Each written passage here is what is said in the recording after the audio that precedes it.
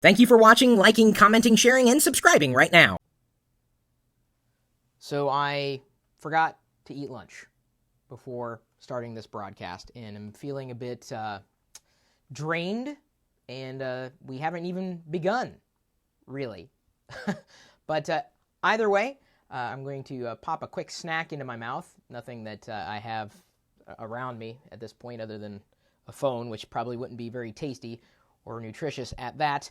But I am very happy that you could join us for yet another live Locker Gnome Daily Report, TLDR, too long didn't read, but we do hope that you have been reading the articles and content that we've been posting on lockergnome.com, or even the content that we're sharing on Twitter. In fact, while I'm saying that, let me go over here and tweet out the fact that we are broadcasting live. You can follow me at Chris Pirillo or at Locker Gnome. I'm going to go ahead and share that link also on Facebook, facebook.com/Chris Pirillo. And let's go ahead and, for the benefit of all two of you who are still using Google+, plus one it over there and tell people, hey, we are live. Okay? Share. Easy peasy lemon squeezy.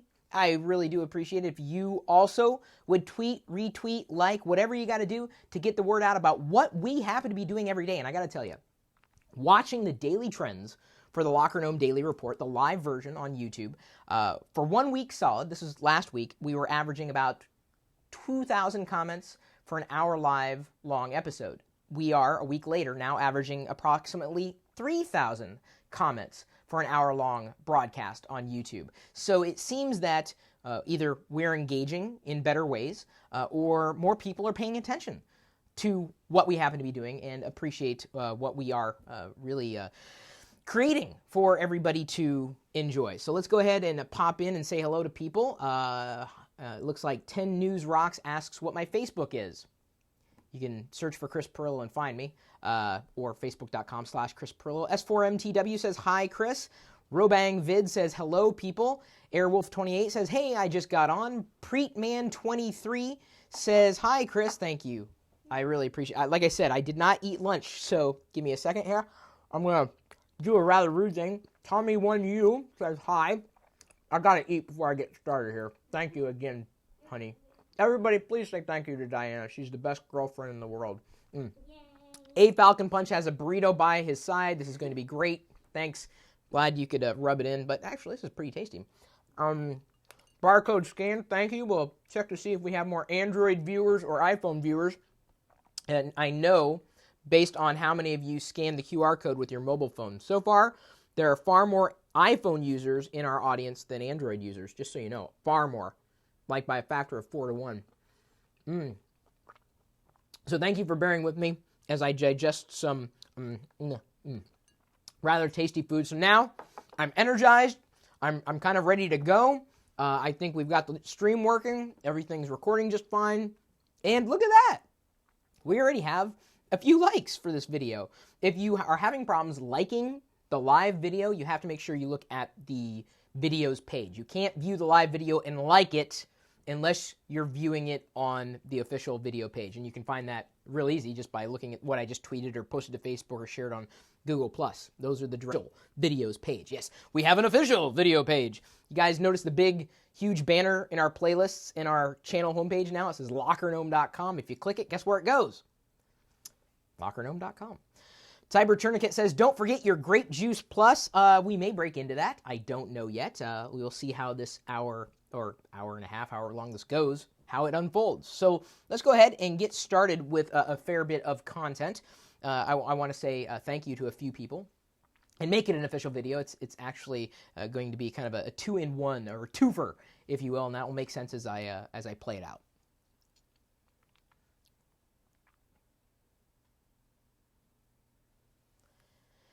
I am a fan of Lego. I've said this many times, and if you didn't already realize that after following me or watching anything that I might produce in the average week, you're not looking close enough. I just like it. I need something to have around me that makes me feel like I'm still a kid, at least a kid at heart, and I grew up with a little bit of Lego, certainly not like Lego today.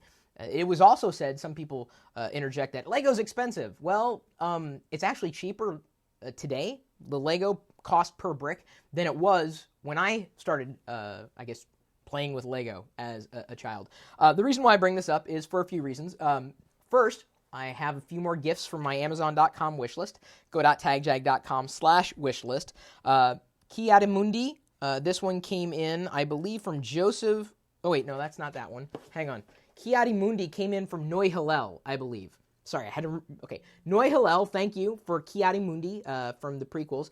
The only thing is you might want to let the person who sold this to you know that it came incomplete. I had to find a different base for the lightsaber. But still, I did not have this minifig, and I appreciate this. And then I love this one.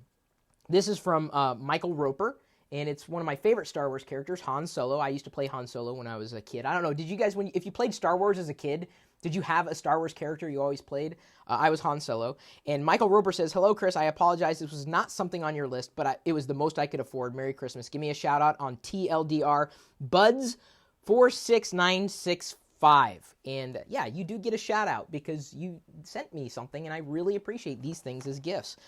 So here, this is the one from Joseph Corcoran. Merry Christmas, Chris, from Patrick Corcoran. Or I guess Joseph, Patrick, I don't know which. He wanted me to give a shout out, patrickstechcorner.com. He says, "Can you give a mention of my website in the video? Thanks. Hope you enjoy the gift." And this is Gold Tooth's Getaway. A couple nice minifigs in here. And I'm very appreciative of that. I love collecting Lego minifigs. And I'm not done yet. More gifts came in from the community, including from, I believe, Gold Heist. Who sent Gold Heist here? I'm missing... Someone sent me Gold Heist. I will have to give a shout out at a later time, but thank you. Again, I share that wish list because some people, want to say thank you that way, and I like Lego. And Lego's timeless. It's not like gadgets where, you get one thing today and next year it's useless or it would be replaced by something. The Lego bricks that I had as a child could interoperate with the Lego bricks I have today. So this is kind of a spinning into... or I want to take the conversation where it is now to something that's kind of on the minds of a few consumers. Maybe not everybody, but it's certainly making the waves on the news scene, even if you're not familiar with Lego at all. Lego is unisex. I've done a few videos before asking the question, is Lego for girls as well as boys? It's not just for boy geeks. It could also be for girls as well. Lego has tried to address a more feminine market, I guess, for the lack of a better label, in the past, and kind of did okay with it. They're going to try again in the coming year with something called Lego Friends. And this is a series of Lego bricks that pretty much are interoperable with the traditional Lego bricks, but the minifigs are different. The minifigs are, I guess, they look more like miniature dolls. The hair pieces or the head pieces can, I guess, be interchangeable with the traditional Lego constructs. But by and large, Lego did some research, and courtesy of smartplanet.com, I just wanted to share these points with you because I believe Lego is still unisex. And I think the new Lego Friends series is, while it's geared towards girls, I don't know if it's stereotypical or not of what girls might be looking for, but certainly the different kinds of bricks and the colors of bricks, I would welcome them into the greater Lego universe. The minifigs, the female type, I'm not that impressed with. Maybe, I don't think it's going to take any getting used to. It's just not for me. And here's some reasons why. Lego found, and this is according to smartplanet.com, that girls like harmony, or a quote-unquote pleasing, everything in its right place sense of order, warm, welcoming colors, and precise detailing on toys. Lego also found that, yes, little girls enjoy role-playing as their favorite style of play. Girls like to construct, again, according to Lego, but in a style that differs from that of boys. Boys like to build what they might find on a photo or a toy box kit style, but girls like to tell stories and redesign their constructions as they create them. These are trends that I'm not reporting, and I don't know. I'm not a girl, obviously, and hopefully there are females in the audience who could speak to this one way or another.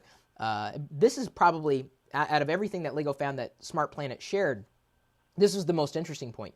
Boys play with figurines in the third person, while girls project their identities onto their toys. It's just food for thought. And I have no problem saying I bought this in conjunction with Diana. This is, you could imagine, something that would be for girls since it's pink. But you know what? Inside is a full Lego universe of sorts, if I can open it up here.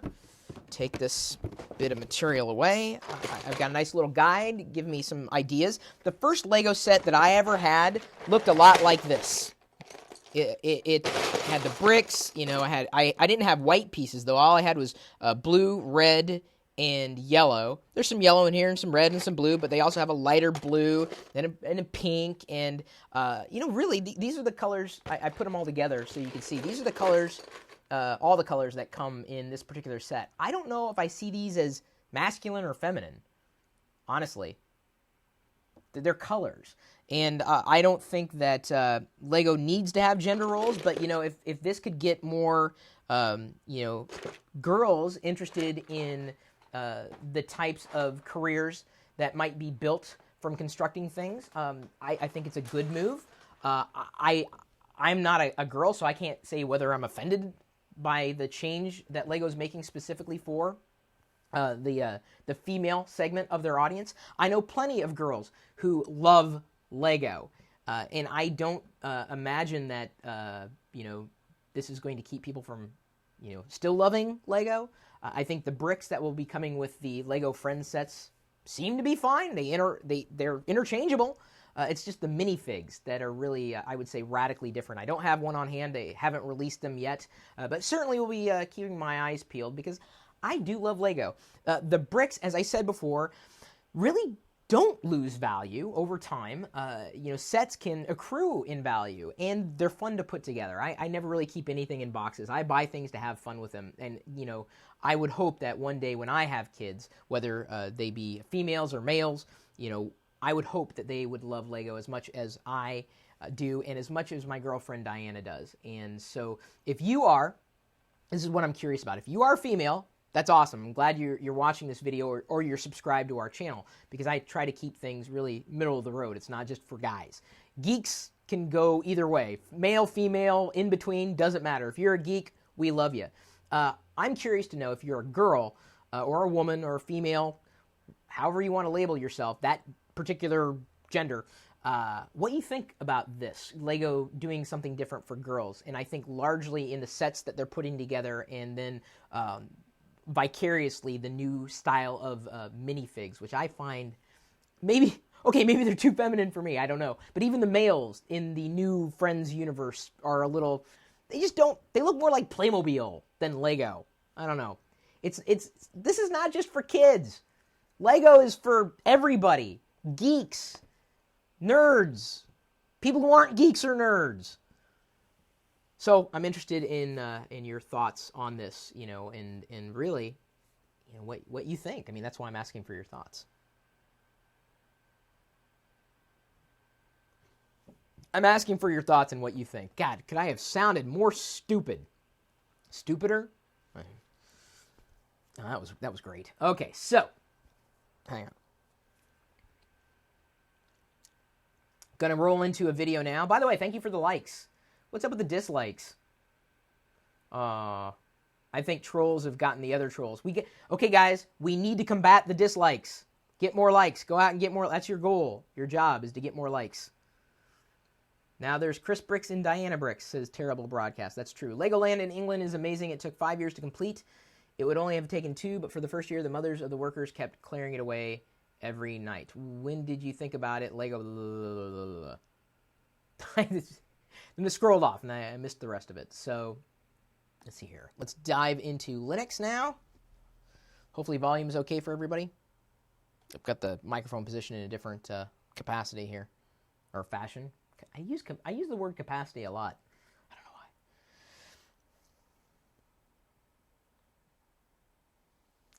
Yesterday, we recorded 2 separate videos. One, why OS X is better than Windows, and another, why Windows is better than OS X. We had quite a reaction from the community. And some of you said, well, what about Linux? Hey, we didn't forget about you. We have now created another article on lockergnome.com, and hopefully you've been reading them, all along. This article titled 7 Reasons Why Linux Distributions Are Better Than Windows. So you thought we left you out? That's not true. And we've come up with a list of reasons why Linux is better than Windows. Now remember, better is relative. What's better for me may not be better for you. And you're free to read the article, agree or disagree. But let me just give you my perspective, which, somewhat aligns with the article that was written. One of my top reasons why I believe Linux is better than Windows is because of the customization. That's really what it's all about. I hear a lot of arguments, Windows is better than OS 10 because you can configure it more. Well, if you think you can configure Windows more than OS 10, you don't know OS 10 very well. But if you really want to configure something, start with Linux. You can configure everything, anything, and everything. That is true customization. I got an instant message from an old community member. Well, I don't think he's old in age. I've met him when I visited in Europe. Mike Linux NL. Good guy. I would consider him a friend in my inner circle. And he emailed me a distro of Linux. That's the jargon. A distribution that is specifically for arcades. So if you want to set up an arcade machine, just a PC that all it does is play ROMs, this distribution has every possible emulator you could ever imagine to have the ultimate arcade setup. And it's based on Linux. Was kind of nice. So the idea of being able to customize anything and everything to some people is awesome. And if you have the power to do that, that's great. And sometimes you don't have the power to do that, but you want to kind of learn. Linux will give you a chance to learn. There are so many distributions out there. Each one has its benefits and drawbacks. I'm not going to go into, well, why is this version better than another version? Because, again, for instance, this distribution that I'm referring to, although its name eludes me at the moment because I kind of get lost amid all the names, it's not Ubuntu. Not Ubuntu. It's not Ubuntu, and it's not Ubuntu, because there's a lot of Ubuntus that are out there swimming in the sea. Which, by the way, if you want to get started with Linux, it's probably the best chance. If you can get a live install of it, and I believe you can even install Linux from within Windows to experience what Linux has to offer. And you may see enough to draw you in. My first experience, as I've mentioned before, with Linux was a live CD distribution, Knoppix. I loved it. It was like a whole new world was opened up to me. I'm like, wow, this has really come along. Wasn't perfect, wasn't better for me, but for other people, if you got, let's say, an old computer that's just sitting in the corner, not doing anything, Windows seems to be running so slow on it, and you want to use it as a server of some kind, a file server, a music server, a media server, you might consider putting Linux on it, or booting from something like a live CD or a flash drive and running Linux. And you don't need to be that much of a geek anymore to really get Linux. And I think that's really the biggest challenge for Linux today is a lot of consumers don't see it as an option, or their exposure to Linux is by way of something like Android or Ubuntu. And I think that's where Linux can really take hold of the marketplace. Maybe not as Linux overtly, but when projects are carved out and based upon Linux, I think those will gain a far more popularity than the Linux name itself. You don't need to know what it's running to know it works well for one purpose or another. So there are a lot of reasons you may want to look into Linux. We've listed out more reasons why we believe Linux is better than Windows, and of course we're probably talking about PCs in that way. So if you agree or disagree, you're welcome to posit your comments out there. Here's the thing. Linux is open source, so you can try it. It doesn't cost anything. Windows isn't. I guess there's another benefit to it. Okay, I slid that one in there. There's a bonus for you if you have any other ideas about, where you would like to see Linux go, or maybe if you want us to do more Linux content. Feel free to drop us a line. My email address, chris@pirillo.com. And of course, please read and share the article. That's the thing. We don't do a lot of it because we don't really get a lot of questions about Linux. So if you want us to get more attention to Linux, you got to make sure people know that we're doing stuff. Share the stuff that we're sharing. That's how we know you like what we do. And hopefully you do like what we do. Because if you don't like what we do, we're up to 138 likes. Thank you so much. Appreciate that. And the only way, by the way, we're going to be able to get more likes in this video, and of course if you comment, if you share the link for this live video feed, the direct page for it on Twitter, Facebook, you can share it on YouTube, Google+, if you +1 it publicly, all the people following you on Google+ will find out about it, and we really appreciate that, and that will be a good thing here. Let's see here. Do you host a Minecraft server on iOS device? Maybe if it's jailbroken. There, of course, is a limited version of Minecraft, but not the server for iOS. I don't know if Apple would ever sanction something like that. All right, so now we're going to do a corresponding video, just the opposite of 7 reasons why Windows is better than Linux distributions. Okay, this is going to be fun. So Linux, it's out there. It's been out there for quite some time, and it's a beautiful thing. It really is. I don't have too many complaints about what Linux has done for the world, but that doesn't mean it's necessarily better than everything else. Better, as we've discussed before, is completely relative. We've done a series of articles and videos on why one operating system is better than another. So as a part of this series, I now will present to you, in conjunction with the article that was written, reasons why Microsoft Windows is better than Linux. And before you go off on me, remember, I've also recorded a video on why Linux is better than Windows. So, see, we're playing both sides because each one of these operating systems has its benefits and drawbacks. And we've detailed 7 solid reasons why Linux is better than Windows. We've also now detailed 7 solid reasons why Windows is better than Linux, and that's what I want to talk about in this video today. If you want to know the exact 7 reasons that we've outlined, you can click the link in the description somewhere that should be floating in and around this video if you're not watching this video on the page for the itself. I don't know where I was going with that. So Windows is better than Linux, and you could probably think of a million different reasons, and I'm sure you will by the time I've gotten to this point in the video. And the number one reason why Windows is better than Linux is that out of the box, Windows, it just works. And a lot of software that is relatively easy to use is available for Windows before it's available for other operating systems. Which isn't to say that the software available for Windows is not also available for Linux. But if you walk, let's say, into a store and you're looking for certain software because you need to get something done, you got to think about the average consumer here, okay? They want the feeling that, this is what I want it in a physical box. One of these days, we'll move on from that. Generally speaking, consumers want software that is easy to use and is straightforward. And by and large, companies are still producing software, commercially available software, for Windows. And some of the software does cost money. Some of the software happens to be free. But bottom line is when you walk into the average store or you look for computers, let's say even online, and I'm not talking about the DIY stuff, because by and large, Linux is for that crowd. Windows users may not want to do a complete DIY from the ground up. They've got all the hardware assembled, that's fine, but Windows is a lot easier to deal with. For people who may never have dealt with Linux before and are not developers, not programmers, not coders, not tweakers. They just want something to work. And, a lot of the hardware drivers out there are written with Windows in mind. And when you wrap all that together, it just makes for a better package for consumers.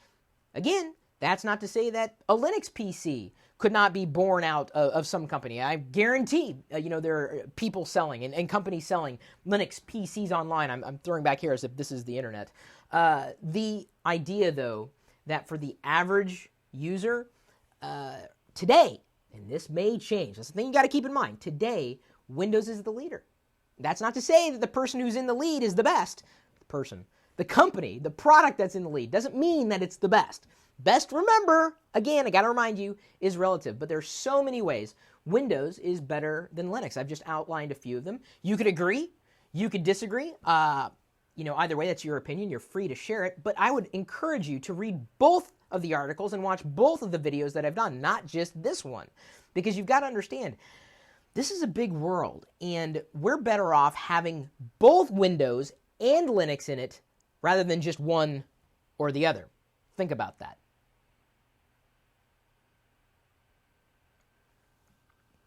So there we go. It's happy-go-lucky. Up to 177 likes in the live broadcast. Thank you. Really appreciate that. Migo is a Linux distro sold on HP computers and netbooks. There you go. See, I told you. I knew that was going to happen. David DeFranco apparently tweeted me somehow. And David DeFranco, enough of you doing vlogs mentioning my name and Diana's name. Because inevitably, she's watching this in the middle of the night, and she, oh, David DeFranco talked about us. I'm like, and I wake up. Stop waking me up! It's not funny. Okay, maybe it's kind of funny. a little. All right. So now we've done those 2 articles. The next one would be, I have no idea. Let's look here.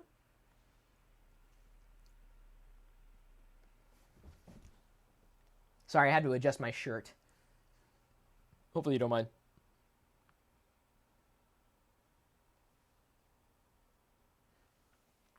I'm a consumer. I shop when I need to get things, food items, items for my home, geeky things. Really, I shop. And I think we all do, at least here in America and assumedly other countries where you can buy things, goods and services. And a store that I happen to frequent, both online and in the real world, is Target. And I know there are plenty of Target shoppers out there. Target actually has some pretty good deals. There's one nearby where I live, and so I go there frequently to pick up, common household items. That's really what Target's good for. And even online, they have specials happening all the time. And I had an issue with a Target order. I picked it up just this last Friday. And over the course of the weekend, every item that I purchased on Target.com went on sale. Like it was like half off. I could have saved half of my money if I only waited 2 days. And Target has some policy saying, if you let us know within 7 days and there's a price drop, we'll, make up that difference. They even have a policy where you can buy most things online and still return them in the store. So I contacted them and I didn't hear anything back. I was like, well, what's going on here? No auto response, no anything. And then I decided to tweet them because they are active on Twitter and didn't really hear anything. And then they responded in a generic way. And I had nothing but problems. I wasn't hearing back from them. And then I started thinking, I'm like, right, so if I would have purchased these in store, what I could have done is taken them back to the counter, returned them, or asked for the refund in person. Or if they said, no, we can't refund or we can't give you a lower price, I would have still returned the item only to turn around and repurchase the item at a lower price. It didn't really make sense how all this was not happening. But I was getting, conflicting messages, really. And it was really frustrating. I had no idea. Apparently, the president of Target.com, which I guess is a little different from Target stores, which I've grown up with, really. The president resigned from Target.com like a couple of months ago. Not a shock. Their customer service issues are apparently not limited just to me. In the thread, I blogged about it because, believe me, there's more detail to all of this. The link, of course, for that blog post detailing what I did and what my thought process was and all the hurdles that I hit, and as well as other people's nightmare stories with Target. We've linked it here in the description. It's on lockergnome.com. Some people said, well, you filled out the online form, you tweeted them. Did you think about picking up the phone and calling them? I hate talking to people on the phone, especially if it's related to an issue that it is online. I ordered it online. I didn't order it over the phone. Why would I use the phone to try to fix a problem that happened or is happening or could be solved online? Having to talk to someone, I always have to repeat my last name. Pirillo. I don't have that name in my system. P. P-I-R-I. C? No, P. If I typed it, there's no confusion. I can be exact in what I'm trying to do. And Target's customer service online is right now a horrendous experience. No auto responses, no effective tracking. You don't know who you're talking to and about what. The messaging between Target stores and the customer service online they're on 2 different pages seemingly. And this has just been, it's been frustrating because literally a lot of a lot of items in my order they should have been delivered by now, but at least 2 or 3 of them have been pushed off to 4 weeks from now. And I still didn't know up until me pushing the envelope whether or not I was going to get a partial refund because the prices dropped well within 7 days. So I have a problem with Target right now. I want to play this into something bigger. How do you deal with customer service issues? You might remember last week we wrote a good guideline about how you can deal with customer service issues. And some of you, responded to the video that we did, the corresponding video. But what has been the most frustrating customer service experience you've ever had? Maybe you've not ever had, you've had most recently. Either one. and let's compare notes. What is the biggest experience that you've had that's turned into a nightmare? Specifically in relation to something that maybe you walked into a store and you did something. Maybe you did order something over the phone, or you did something online. Who did it? What happened? Was it resolved?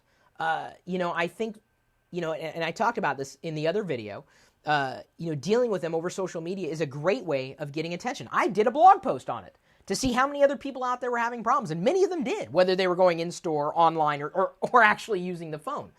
I was trying to draw out those stories because I was like, it can't just be me who's having a problem with these guys. And I know it's not just Target that might have problems. The best way to deal with customer service issues is, well, first of all, you're going to be your strongest advocate. Calling them out or reaching out to them in every way possible. Sometimes I've stopped myself from ordering from one place or another, seeing how many people had reviewed or customer service problems that they've had. So again, if you've dealt with one company or another, one vendor or another, whatever, what has been the biggest problem recently or in your entire life? I am absolutely interested in hearing what you have to say. So Lance Seidman here. The problem about customer service is that the employees don't care. You always need to ask for the supervisor ASAP, and they usually fight you for it all the way. I very rarely have I escalated to a supervisor. There are a lot of people who have had, issues, right up front, and of course pulled in a supervisor and had their problem resolved. But sometimes you got to go beyond that. It just seems that for customer service, I hate being my own advocate. That should be the customer service's job. Not to say that the customer is always right, because they're not always right. I fully admit that. But when you are in the right and you still can't get the problem resolved, that's a big problem. So again, this isn't just about Target. It's about something bigger. Please leave your comments. Check out how I tried to resolve the issue. I'll be updating the blog post with its resolution, and even it's been pulling teeth to get to some kind of resolution, and I still don't know if it's fully resolved.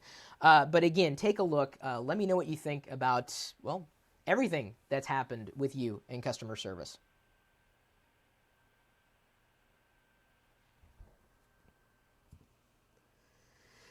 I will have 2 people coming to my home that I will have them watch this video. Thank you. I appreciate that, Steve Miskey.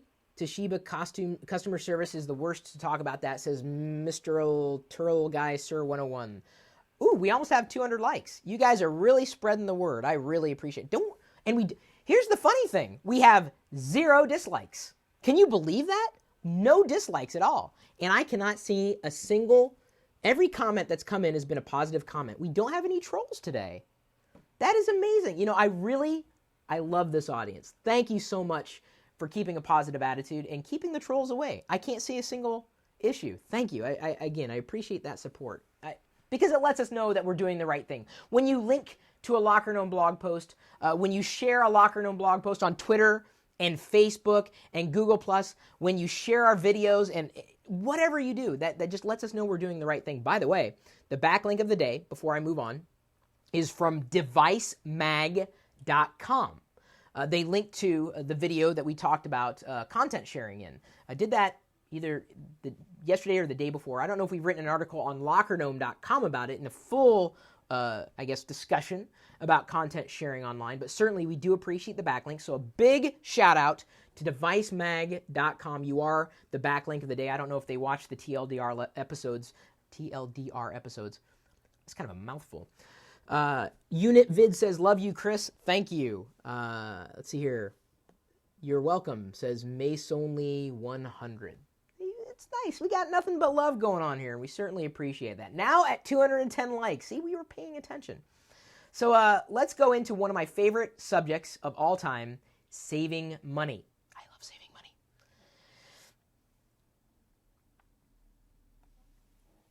I love saving money more than I love spending money. I love saving it. How much did you have to spend to save money? That's not the point. I saved money. But when it's legitimate savings, sometimes you think you're saving money when in fact you're not. I just bought that at 50% off. Yeah, but did you realize that even at 50% off, you could still find it cheaper over here? Oh, I should have done my research. Well, we've done some research for you, again, as we are prone to do, on lockergnome.com, and have crafted 12 ways to save $12 a day in 2012. So if you were looking for a New Year's resolution, or even if you weren't, maybe you stumbled upon this video in the middle of the year, you could still apply it at any point in time and save money. So one way, and we've outlined the full list, of course, in the corresponding article for the video, which you either, if you're not reading the article right now, you'll be linked to that article on lockergnome.com in the description of this video. One way is to bring your own lunch 4 days a week. I work at home. Sometimes I have lunch right before the live TLDR episode started. I was kind of feeling drained. I forgot to eat lunch, and so my wonderful girlfriend Diana brought me some olives and cheese, which is a great way to get energy. Fat and protein, love it. Not a huge fan of carbs, but one thing that we've done even here in our home, we've recognized a pattern. We tend not to eat breakfast. Sometimes we eat lunch. Usually it's just dinner that's where we eat or when we eat. And so we've saved a lot of money just by not eating breakfast because we don't need to get breakfast type foods. We will typically snack on things throughout the day, things that, satisfy us and may not cost a lot of money, just to get that full feelings. The full feeling, I should say. I tend to get more full on proteins and fats. So if I stick to that, or we stick to that regimen, we can save some money, even when we work at home. But bring your lunch to work or school, 4 days out of the week. Could save you pennies, and pennies add up over time. Another way to save money, of course, is in relation to food. Stop eating out so much, or dining out. I happen to use a handful of apps that save me money if I go to certain restaurants, but I try to curtail my dining experiences to when I can save money on a purchase. That limits me. That's how I limit myself. Using, whether I'm picking out a coupon from the mail, or they email it to me, or I have an app that tells me about a discount, I stick to, and I guess Diana and I stick to dining out only where and when, generally speaking, we try to stick to it when there's a coupon available. And that keeps us from dining out more often than not. Even delivery, when we get delivery, it's with a coupon. That saves money, and it limits how frequently we do that versus dining at home. Another thing that you might consider saving money on is, and I can be I guess an offender of this, but I'm getting better. Not buying coffee anywhere or tea anywhere other than making it at home. It will be far cheaper. And for the most part, the tea that you might get at a coffee shop is nothing more than water and a tea bag, usually. Or you steep it there, and you can do that at home, and you can save so much money. I mean, you can have the communal experience and talking to other people and everything, but you don't have to necessarily buy the coffee. Staying away from that and making it at home will get you far. It'll save you a lot of money. Again, you're scrimping, and you're cutting corners, but you're not losing out on that experience. It's fine to do maybe once a week, maybe once a month, but every day, those pennies add up. And you can find ways to still enjoy life and save money if you're looking to make that a priority in the coming year today, or, just in general. You don't really have to think too much about where you can do something different. Only buy things when you have a coupon. Do as much as you can at home. It may cost you a fair amount of money in the beginning, but over time, the total cost of ownership of something will be substantially lower than if you keep going out to a store to buy something over and over and over again. Don't spend money, says Hacksaw War. That's a good option, but it's not a practical option every day. You do have to spend money to live, at least here in America. And, you can be happy, but you don't always have to spend money on everything and still save money at the same time. We've outlined, as I said, even more ways. We've got 12 ways to save $12 a day in 2012. I'm horrible at math, and I could probably do this calculation on my computer real quick. 12 times 365 is at least $3,650. That's a lot of money. But that's a new computer. If you apply these things, that's more than a new computer. You could buy a lot of new computers if you just save $12 a day. It's insane. Just some tips to help save you money. If you have any other suggestions on how we can save money and still be happy, let us know. My email address, chris@pirillo.com. Leave a comment on the blog post. Leave a comment in the video if you haven't already. I cut corners, I admit it. Buy solar plant panels, that's not all that practical. 232 likes and no dislikes whatsoever. That's awesome. How to use Twitter the right way. This is the subject for the next video. Let's see if I have any. I think I did the girl Lego thing. I got that done and taken care of. By the way, if you have any other questions, feel free to throw them in. Chris is scanning. Chris is my amazing line producer. M98W21 says, buy Christmas presents throughout the year instead of just at Christmas. Perfect point. I do the same thing, and I have a present room. Don't spend money at all. Chris, don't spend your money. You will die. That's not true, 10 News Rocks. Good try, though. Live off of dirt and rocks. Saves lots of money. Yeah, it does, but man, that sucks.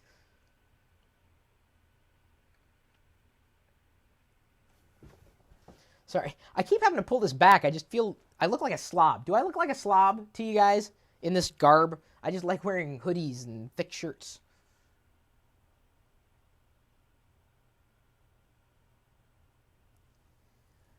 I have been using Twitter for a long time, months after it really caught fire at South by Southwest. This was a few years ago. I looked into it. I'm like, well, this is interesting. I don't know really where it fits into whatever it is that I happen to be doing. It hadn't exploded yet, but certainly seemed interesting enough to try. And the conventions that we now use on Twitter weren't in place when it first started. When you wanted to reply to somebody, you couldn't do it in, an easy-to-follow manner. You still really can't. Twitter hasn't fixed the problem. Twitter is not for conversations. It really isn't. Hashtags came about thanks to Joe Factory is his online handle, but Chris Messina, who actually spoke at GnomeDex a few years ago and did an amazing job. This is before he created the hashtag. That tweet, by the way, the first hashtag or suggested use of a hashtag is still on Twitter. I retweeted it the other day. It was kind of neat. There are many ways that you can use Twitter. It's not just for this. In my estimation, it can be used for a number of things and in a number of ways. That being said, we have outlined in our article on lockergnome.com the right way to use Twitter. And, if you are a subscriber to the Locker Gnome email newsletter, I'll promise you this. I'm going to send out a link in the next email, and you should have subscribed by now because we tease it just about every day in the Locker Gnome Daily Report, with a link to our PDF of 140 Twitter tips. I wrote it a couple years ago, and the TWIPs, I guess they are TWIPs, Twitter tips, are still relevant today, and it's an ebook that I've sold online. I still sell it, and you're free to tip me for it, but I'll put a link for that where anybody can download it in our next email newsletter on Locker Gnome. But there are some wrong ways, believe it or not, of using Twitter. We've outlined a few of them, but really explained how to use Twitter the right way. And everyone's got a different opinion on what Twitter is and the right way and the wrong way to use it. This is just our opinion, and based on experience. And I think, and this is detailed in the article too. It's detailed, concept in a greater depth than I could possibly get into in this video. But one of the things that is frustrating for me is when people don't use the retweet button properly. They've got the official retweet button, and when you use that, it makes life happier for everybody. Instead of retweeting and including the tweet so it looks like your tweet, that's annoying because it's difficult to follow in the thread who was the person who tweeted something. If you use the official retweet button or the feature in whatever your favorite Twitter app happens to be, it'll show up as that person's tweet in all your followers' timeline. I appreciate when anybody retweets something that Locker Gnome tweets. When I tweet something at Chris Pirillo, if you retweet it, that lets me know that someone's listening, and then I get full credit for something, versus you just saying RT at so-and-so and possibly spelling my name wrong, and then getting cut off towards the end of that particular tweet because you really only have 140 characters. That is, to me, the biggest problem that I have with people who use Twitter. The second biggest problem that I have is when people use direct messaging as if it was email. Don't do that. It's not email, it's direct message. If you can't keep it to 140 characters or less, don't DM me, email me. Chris@Pirillo.com. It's not a secret. It's really not that much more challenging to send me an email than it would be to send a direct message over 5 direct messages. So use DM for what DM is good for, short messages. Use email for something that might be a bit longer. Another thing that I would consider the wrong way of using Twitter, and yes, we realize the article is about how to use Twitter the right way, but knowing how to use it the right way, sometimes you have to know what's wrong. Sharing stuff that nobody really cares about. Honestly, I don't care where you checked in just now. I genuinely don't. Maybe you have a photo. I care about the photos that you might post. Those are kind of neat and interesting, the videos that you share, because there's something visual there. But let's say this is a tweet that I just don't care about. My finger is bleeding. Okay. I'm in the bathroom right now. This is really not relevant. I don't know how this is helping anybody by sharing that information. So in the way that I tend to share, I think, is this valuable to somebody, to anybody? And then I share it. And sometimes they're pithy quotes. Like I had one yesterday. This one got retweeted a lot. I said, I don't understand why Congress is allowed to go to recess. They haven't even finished math class yet. I was trying to be funny. Well, people thought it was funny, okay? I got retweeted. I even shared the same thing on Facebook, and people liked it and shared it with everybody else. Having fun. Twitter is a place for sharing your thoughts, but as I've said before, and I've been quoted on this, on Twitter, Twitter is a great place to tell the world what you're thinking about before you've had a chance to think about it. You can quote me on that as long as you include the @ChrisPirillo somewhere in there so that they know I'm the one who quoted it and you're quoting me rather than it coming from your mouth, because I said it first. Just give credit where credit's due. So we've outlined more ways to use Twitter the right way. If you used Twitter a year ago, it's completely different today. If you don't think Twitter's for you, it may not just be for you. It may be for everybody else. Maybe people do want to follow you. Even if you don't think you have anything interesting to share, you might. I wouldn't suggest that telling people that you're in a certain place in your home is interesting, unless you're a celebrity, in which case if you're a celebrity, you can tweet anything, and it's interesting, apparently. Give me a break. And by the way, I'm not. Some people have called me an internet celebrity. What the hell does that mean? Until I have TMZ at my front door, I'm not even close. Until I show up in the pages of the National Enquirer, not even close, dude. So, what are you tweeting? What do you find most interesting about Twitter, if you find anything interesting on Twitter at all? And most importantly, what do you find least interesting? The least interesting things that you find on Twitter. Maybe you shouldn't be following the people you don't find interesting. There's a suggestion for you. More tips again in the article on lockergnome.com.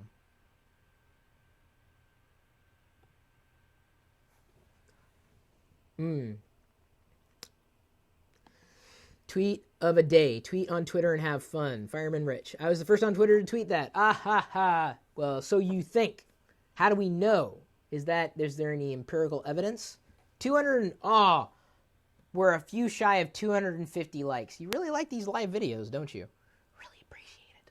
You have no idea. All right, let's roll along here with the next video.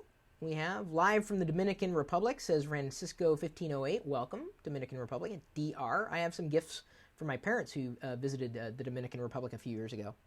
Some bowls, some handcrafted wooden bowls. Boy, I hate the fact that this is sliding down. This is crazy. What do you think of the new Hobbit trailer, asks Micro. I shared that on Facebook and Google Plus last night, if you haven't seen it. It looks amazing. Peter Jackson, what else is there to say?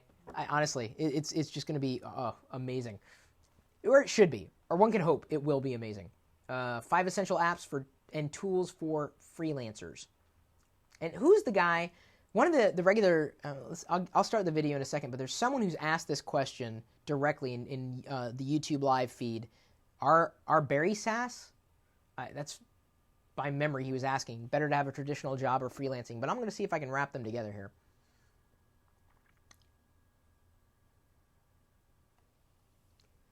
I haven't had many traditional jobs in my life where I work for an employer. My first job was as a games attendant at a amusement park, which wasn't really all that amusing. It was in Adventureland in Des Moines, Iowa, and I stood there behind the counter, and I took people's money and I let them play a game, and it was a great place to meet friends and make friends, of course. A way to earn, I guess, a living as a 14-year-old. That's when I started because it was just a summer job, and I earned $2.50 an hour. Yikes! And I think they're still paying employees that. I don't really know. I haven't been there in decades. So, I've had a few of those types of jobs, but not since starting down the path of creating the Locker Gnome universe of content, part of what you're experiencing today. I've been doing that since 1996. And I guess to a certain degree, I've done projects as a freelancer on the side, to bolster my income. And in recent weeks, we've had a regular viewer of the YouTube live feed, our Barry Sass, and I think that's his handle. That's from memory because I don't see him commenting today in the live feed. And he's asked, is it better to have a traditional job or to be a freelancer? And we've written an article that is the 5 essential apps and tools for freelancers. If you are someone who you drive your revenue based on helping other people, that's a good job to have because you can set your own hours, you can set your own rates. You can decide what you're going to do and what you're not going to do. The bigger challenge is getting those clients and finding rates that aren't going to kill you. In some cases, if I added up my hourly rate for Locker Gnome, I'd probably still be making $2.50 an hour. But it's afforded me a lot of freedoms and opportunities in doing what I do. There are certain tools you can use as a freelancer, and maybe you're not a freelancer yet. Maybe you're trying to decide whether you're going to be a freelancer. You can look at these tools and say, oh yeah, these tools could help me make that leap from this traditional job path that I've been on, working for other people and work for other people, but as a freelancer, potentially working for other companies and setting your own rates. One of the tools that we use every day for managing finances is FreshBooks. This is one of the tools that we're recommending. In fact, I think the link that we have in our article is one that if you go through our link, we kind of get a referral because of that. If you haven't heard of FreshBooks before, it is probably, in my estimation, today the easiest way to invoice anybody, any company, and beyond. And it's a way for us to get invoices from the people who contribute to Locker Gnome. We hire freelancers. If you create content for us on a regular basis, we could potentially pay you. If you create content that's worth sharing and then doesn't need a lot of editing. Unfortunately, we get some content that's like, yeah, we can't pay for that. But you can post it to geeks.lockergnome.com for free. Knock yourself out. But we use FreshBooks a lot. And knowing that tool exists and can potentially, when I have to use these tools that I don't understand how to use, FreshBooks is easy to use. Internet-based, you can use PayPal or traditional payment methods. For what we need, it works perfectly. I don't use it as a freelancer as much, but we use it to take invoices from freelancers and from sponsors and partners. It is the way that we track everything that's, well, not everything that's coming in, but a lot of what's coming in that we have to manage manually. FreshBooks is just one of the tools that we're recommending for freelancers. But if you're a freelancer, what is your favorite tool? Or if you're not a freelancer and you're considering going down that path, what tools are you looking for? Because they may exist, or potentially they may not exist. And someone might see that and say, that's a good tool. Maybe I'll create that. How ideas go and flow. Like to be a freelancer, but have to come up with and decide a path to travel. I have a pretty good job now. That's from Fireman Rich, who of course is one of the outstanding members of our community and has been for quite some time. Billy Rowe 0064 says, why don't you do both, freelance and then get popular, get hired full time for that freelancer client? That's what can happen. You never know.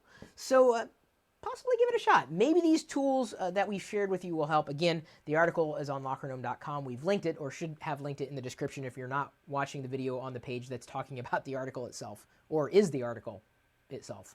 It's kind of weird doing a video talking about the thing that will likely happen at some point in the future. I have no idea where this video is right now. Kind of fun, though. Frozen, that was weird. Live from Scotland says the Geek Panel. This is a job I want. Can I freelance my body? You could. The legalities around that might be a question. Thanks for the shout out. Appreciate it, sir. No problem. Talk about C++, says Healthy People Shop 101. It's 2 plus is better than C. Not a programmer. Really can't talk about it at length. Deck the halls, showing off or vicarious window shopping. Huh? I have no idea what this article is about on Locker Room. Sometimes I don't see these things until Oh, I see what it is. Hall. Okay. This is the thing that we did a while ago, the halls. I'm thinking about becoming... let me answer this question quick before we move on. I'm thinking about becoming a freelancing website designer once I complete my computing college course. Is it a good idea? Yeah. Give it a shot. Here's the thing. You can always say, hey, I'm a freelancer, and if no gigs come, you're out nothing. Think about it that way.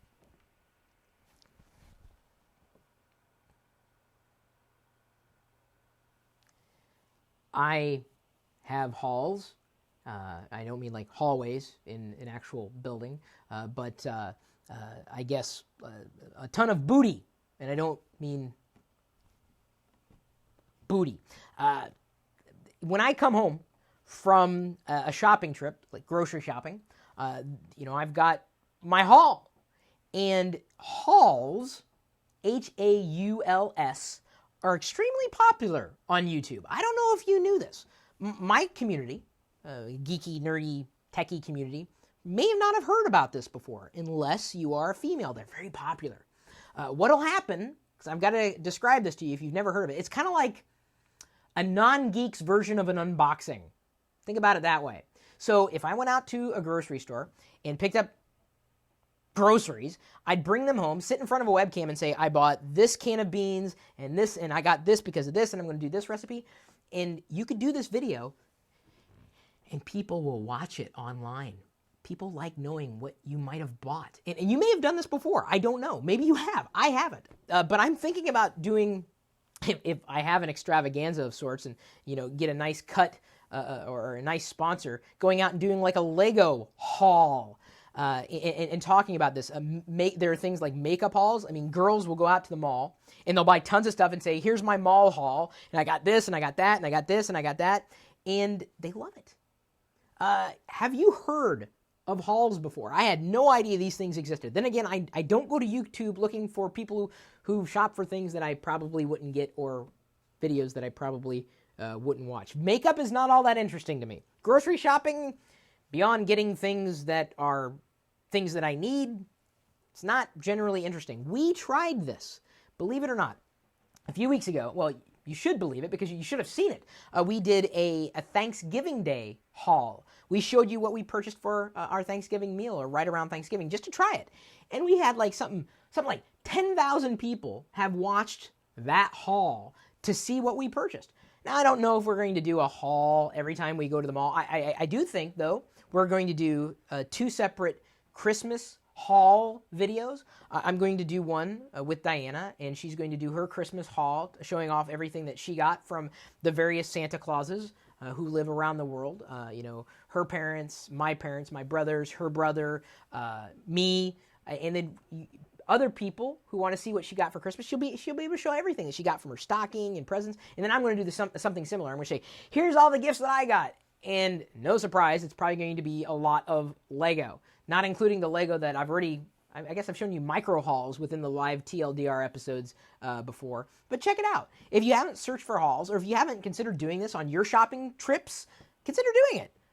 I'm thinking about it, but keeping it largely in the realm of my community, because if I started doing grocery hauls, completely different audience. Unless you are interested. Okay, I'll ask this. Are you interested in knowing, when I go out shopping for something, what I actually purchased? I'm asking that right now. Are you interested in hauls? Not hallways. Haul. Like to haul something? It's probably like a large amount of items. As 912 Doctor Who apparently doesn't want to see grocery hauls. Okay. Some people might. So what hauls are you looking for? If you are, I'll do them. If you guys want to know, I'd be happy to share. We've written a complete guide about hauls. If you want to know more, share that link with other people. We've linked it in the description. Of course, it's on lockergnome.com. It's titled Deck the Halls, Showing Off or Vicarious Window Shopping. Which is it? Jimmy Key says, nope. The Geek Panel says yes. Mason Only 100 says, I really do. Westis Rock says no. 10 News Rock says yes, so that's 50-50. You guys aren't really helping me at all with the should I do sharing of the hauls. Thanks for helping.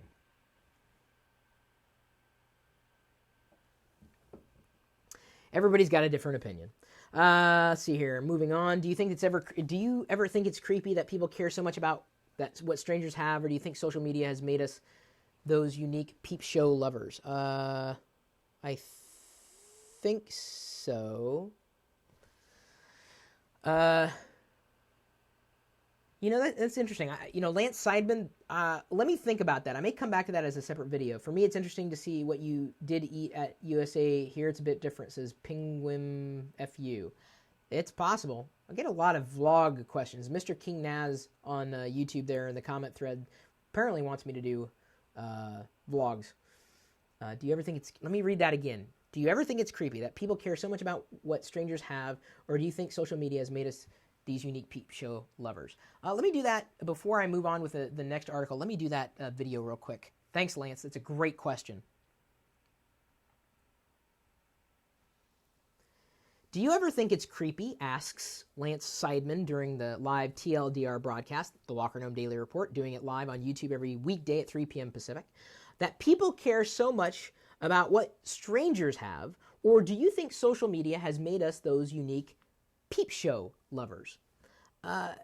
Social media is interesting. We can share so much about our lives, but let me just give you a warning. Keep something for yourself. If you don't own what it is that you're sharing, don't share it. If you're talking about your parents and you haven't told your parents that you're going to be talking about your parents and sharing that information with the world, don't. Get your parents' permission. Get your girlfriend's permission, your boyfriend's permission. Get whoever you're talking about. If you don't own 100% of that, get their permission. But looking into somebody's life, it's really kind of scary to me seeing how much some people share about themselves. And that's dangerous because there are some idiots out there, trolls. Luckily, our community doesn't have any trolls who will attack you for no clear reason. Who knows why? But when you put so much of yourself out there, that's exposing a lot. You are exposing your belly, and you're going to get punched.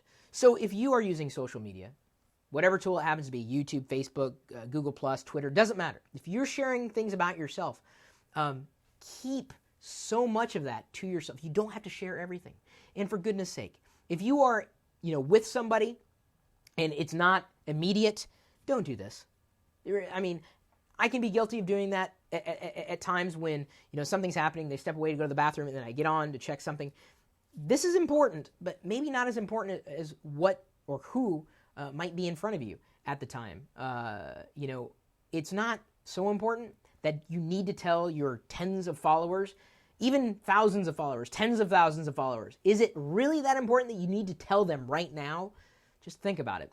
And if you do share things about yourself online, please, I just ask you, keep some things to yourself, for yourself, especially if you're in some kind of relationship or you're just talking about some kind of relationship where the other person, whether it's, an intimate relationship or a familial relationship, if you don't have their permission, think twice before you share it.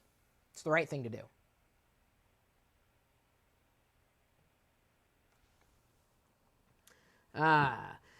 Here's a good one you guys are going to love. Ooh, 273 likes in the live video right now and not a single dislike. That's I would say pretty darn amazing. Thank you. I just love the fact we didn't get trolled at all today. What happened to that loser who said he was going to be back today? What happened to him? Oh, he probably got grounded. Oh, poor little baby got his computer privileges taken away. I'm sorry. All right, the next article is 10 failures of Apple and Microsoft. This will be a good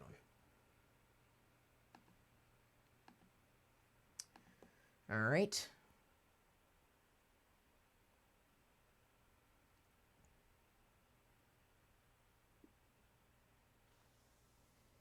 So many times I'm asked, how much does Apple pay you? To which I respond, nothing, because they kicked me out of their affiliate program. I make zero anytime I talk about an Apple product. Nothing. I can't.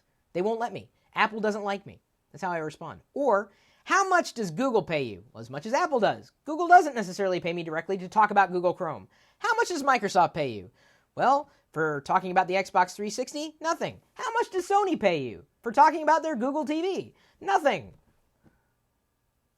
Just because I talk about a company and brand doesn't mean that I'm getting paid for it. There are a lot of companies out there, and every one of these companies is doing something theoretically good. And so many people are inclined to say, if you like Apple, then you hate Microsoft. Or if you love Microsoft, then you hate Apple. I don't know what world you're living in, but you're crazy, dude. Because it's okay to like and dislike things that any one company does. There are things that Microsoft does that I like, and things that they do that I dislike. Apple does things that I like, and there are things that Apple does that I dislike. Google is a company that does things that I like and does things that I dislike. So it's not a world of black and white, as much as some of these people would have you believe. My favorite is someone accusing me of being an Apple fanboy for having purchased a Amazon Kindle Fire. What? Huh? It's not from Apple. How can you call me an Apple fanboy for buying somebody else's product? What? Talk about a leap in logic. So, we've written an article and, played both sides of the fence. And we did that, I think, as well we should. On 10 failures from both Apple and Microsoft. I know you're saying to yourself, but Microsoft is perfect. Or maybe you're saying to yourself, but Apple is perfect.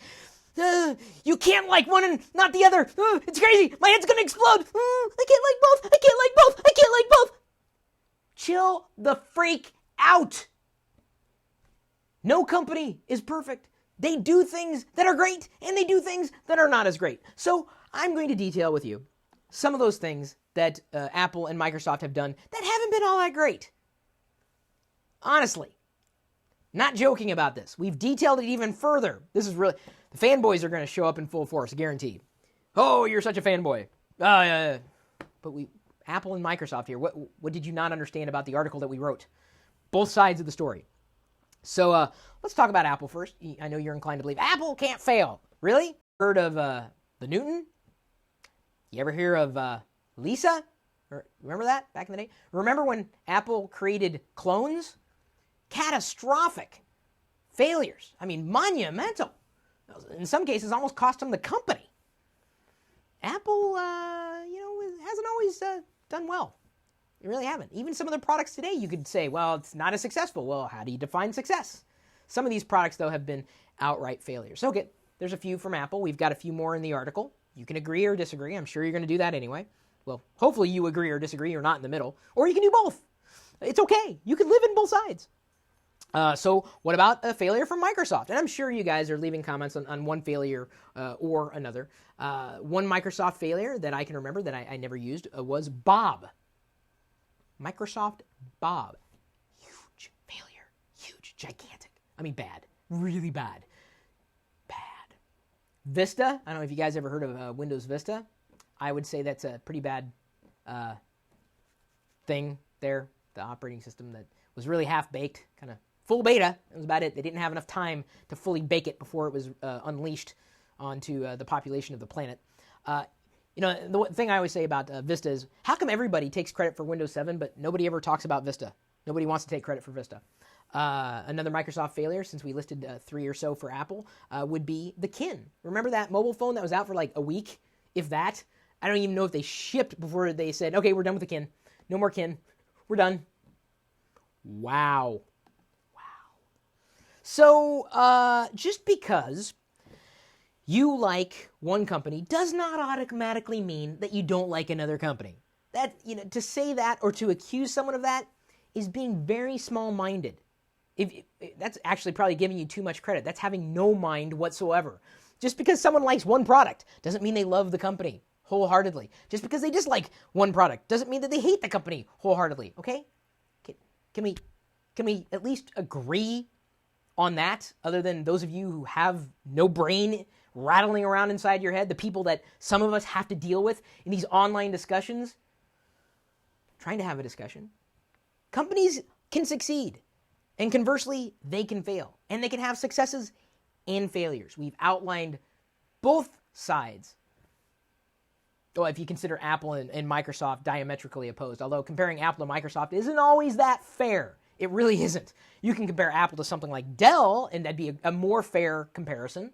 Fairer comparison. Either way, read the article. If you can think of any other failures of either side of the company, or either side, Apple or Microsoft, feel free to leave a comment because we probably left a few out.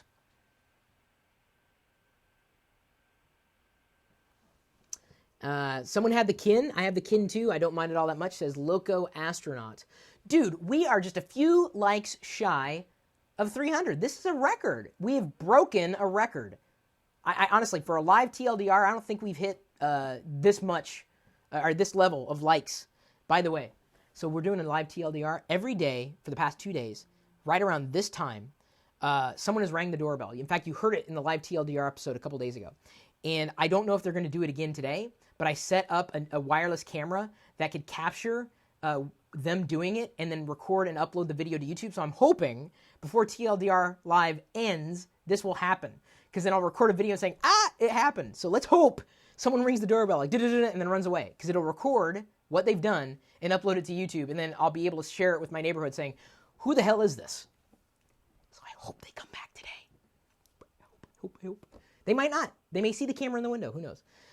The video you have on the article 10 Failures, Apple and Microsoft, was the first video I saw from Locker Gnome. Finding out about Locker Gnome was the only good thing I got out of Vista. Awesome, dude. I love that quote. Hey, by the way, bringing it to the net, thank you for leaving that comment. Could you comment on the blog post? I would love to have that saved for posterity. I don't just want it lost in the shuffle of YouTube comments. God, I'm hoping. You guys have no idea how much I'm hoping, because then I can demonstrate and show you exactly. God, I hope. But I don't want to do it unless the doorbell rings. I can't believe it. I'm hoping to get pranked. Ooh, it'll be good. But it's been right around this time. And I think, unless I'm mistaken, I think we've covered just about every article that we've needed to do. We've recorded about 10 videos, separate segments here. We're just shy of 300 likes. Can you believe that? On this TLDR Live episode, 10 videos is a solid count.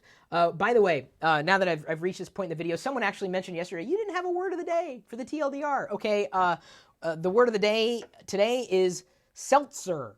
Seltzer is the word of the day, even though I didn't drink any of this when it was brought to me. Seltzer, it's a good word of the day. That's how I know that you've made it this far in the video. But even if you say there was no word of the day, then I know that you made it that far to know that there wasn't a word of the day. If anybody has any other questions, I might be able to answer to kill some time to see if Mr. or Miss Prankster comes running up to the... I really hope. God, that would just make an amazing video. And I know you're saying, well, do it now, do it. I can't force it. I'm hoping that at some point, though, it'll happen. I think I'm going to keep it up in the window until I do get pranked again. I'm just checking to see, because I get notifications on my phone when movement happens. But really, God, wouldn't that be amazing? Xbox or PS3, I've already told you both. 302 likes. We have now set a record. Thank you. Chris, I don't know if you have access to our Twitter account, or if Matt Ryan is watching, or if one of the people who has access to our Twitter account wants to share that information. This is a record, 302 likes in a live TLDR episode. I'm very, very happy to say that we broke a lot of records because of that. And I think we're going to break records with comments. Every comment that you leave counts. It's a wonderful thing. Will Facebook replace email? Because if you set up a facebook.com email, it can receive external messages. It might, and I think they're trying to kill Gmail. I don't know if I'd ever use Facebook as email, but I'm probably not the target demographic for Facebook messages. I get messages from every which way. I don't know, though, trusting any kind of external company with my email, if I'm not paying them, just has me a little on edge. Oh, ask that. Maybe we can do that as a video. Hang on.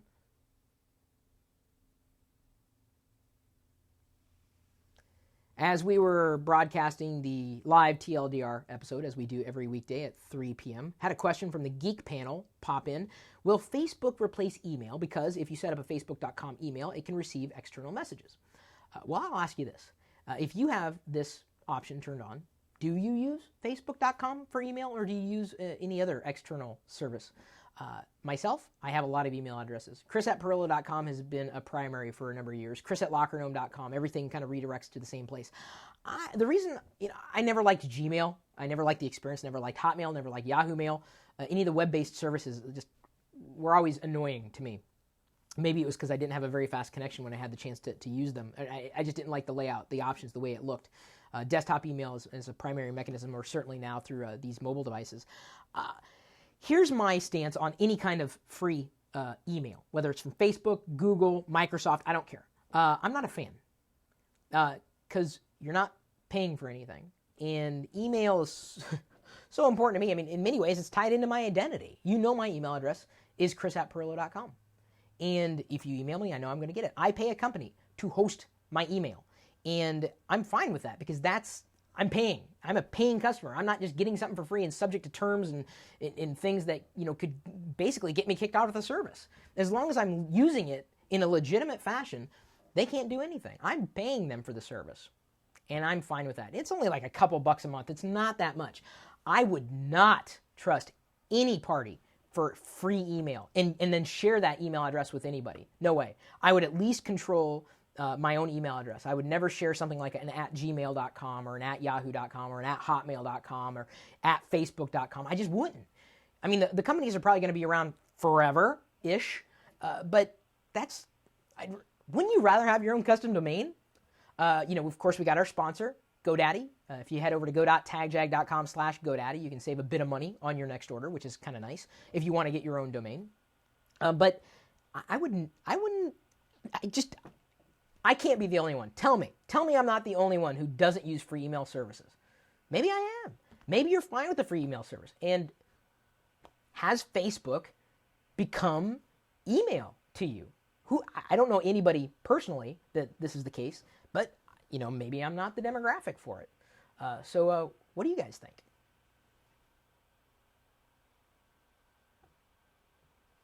He hasn't come yet. He or she has not rung the doorbell. And we're getting about that time.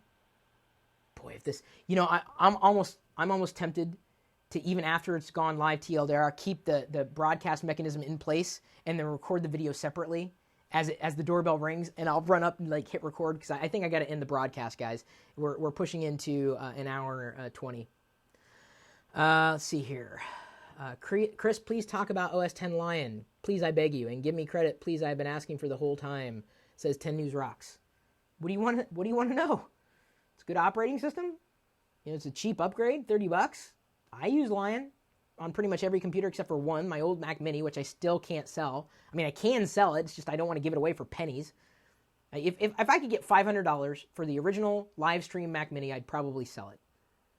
Even though I was hoping for more than that. Trust me, it may be overpriced for the value of the hardware, but the fact that it was the original live stream computer, it's a Core Duo with maybe a gig of RAM. I don't know how big the hard drive is, maybe 200 gigs.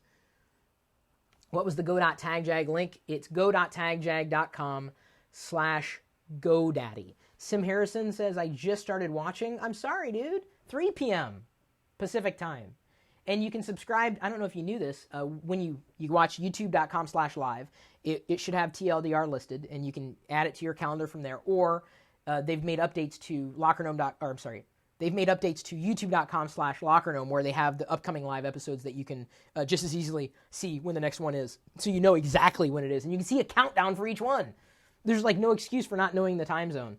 I can't necessarily change the time of day that we're doing it because 3 o'clock is a sweet spot for me in terms of what I need to get done before and what I might need to do after, other than possibly catching pranksters. Can you do your thoughts on SOPA? Here's a question that gets asked every day. If you do a search for LockerGnome, SOPA, you'll get your results. Come on, dude, just take your pants off, says new 921. It's not that kind of video, and you got problems, dude. What state are you in? Asks Key Litho. Does confusion count? I don't know. Might. Why you want to sell your Mac Mini? Asks Ash Cott. I just don't use it as much anymore. It's an older machine. It's kind of a media server. It's there, but I don't really use it all that much, which I guess could be a benefit for someone who would want it. It's 1 a.m. in Slovenia, says Jurav Nikar. Thank you for joining in Slovenia. Let's go ahead and check the Google statistics on the QR code. How many people have used it today? Oh, just 75 of you. But again, we still have far more iPhone users than Android users in the audience, at least according to those stats of the people who use the QR code, which takes you to the newsletter subscription for Locker Room if you have not already subscribed. I will attend every TLDR on every holiday, says Rafal Marek Shimel. Awesome. Very happy. As long as you're going to attend, we're going to continue to stream every single weekday, including on a non-weekday. I think we're going to be going live on New Year's Eve. And with that, I think I'm going to go ahead and wrap this up. Sorry, it's not going to be a live broadcast of the person who rang the doorbell and ran away. Hopefully they come today. I really am. I want to catch him. I really do. On video. I've always wanted to do this. Oh, did you catch the video the other day? Not my video. Someone did the same thing of someone who delivered a package from FedEx, like a monitor. This guy delivered the monitor, a FedEx guy, and threw it over the guy's fence. Threw it. And the guy's security camera captured it on film. It apparently landed on the Reddit front page and had like 100,000 views, like almost overnight. So it won't exactly be that, but stay tuned. That video will probably not be streamed live at this point if they do it today, and I record it and show you how I captured it, and then see, hey, does anybody know who this guy is? I want to know. He's been annoying me for the past 3 days. I'm in the Seattle area. I need to find this guy. It'll be fun. Yes, he totally chucked it. So Imbalanced by Design saw it. And thank you, Imbalanced by the Design, by the way. I said, by the way, Imbalanced by Design, by the way. Okay, apparently it's time to really stop. Thank you for being a regular viewer of the live TLDR, as well as Inyusha Thug. You were there yesterday. Thank you for all the live viewers for tuning in. Hopefully you're following me all over the social media, wherever it happens to be. You've subscribed to the YouTube channel, assumedly, by this point. If not, I don't know what you're waiting for, really. If you like our content, subscribe. We may publish a lot of it, but generally it's things that you guys want to see. At least we'd hope. Thank you. I've said it before, I'll say it again. We've got 312 likes. Thank you for doing that. Any video that we upload, thank you for liking the video. You have no idea how much we appreciate it. When we write an article, thank you for visiting that article. Like from YouTube, if you click the link to the article, we appreciate that. It lets us know what you want to see more of. When you leave comments on those blog posts, we like that. When you link back to the lockergnome.com article and embed the video, we love that. You have no idea what it means to us to even see a single tweet come in. What it means when we get a single share from our Facebook share. When you share one of our articles on Facebook, that means so much to us. So I'm starting to say this every day, especially towards the end and at the beginning. Thank you. I'm saying thank you for all of those who support us. You drown out those of us who think they support us but don't really. People who aren't really good people that try to detract us from doing what we love doing, and that is sharing information. There are a lot more good people out there in our community than morons, I'm very happy to report. And if you agree with me, you're one of the good guys or girls. We love both genders or in between, doesn't matter. If you're a human being that supports us, we support you in return. So with that, you're free to join us in a chat room. It's IRC chat room through geekshed.net. Got a handful of volunteers moderating in there. It's in the Chris chat room there. That's the # Chris on geekshed.net. And then, of course, it's part of the live video feed that's going on all the time. It may not always have the volume turned up. At some point in the future, if we can get like more regular content going and audio going that I don't have to worry about licensing, because that's the thing. If I'm playing music in my office, I can't play it on the live stream because I don't own the rights to that. We may have something more. Maybe we should start our own radio station again. Give that idea a go. If we can get some good technology content happening 24 hours a day, I'd be more than happy to put that into the live video feed. And if you haven't seen it yet, it's out there. Not just lockergnome.com, but live.pirillo.com. We'll see you later.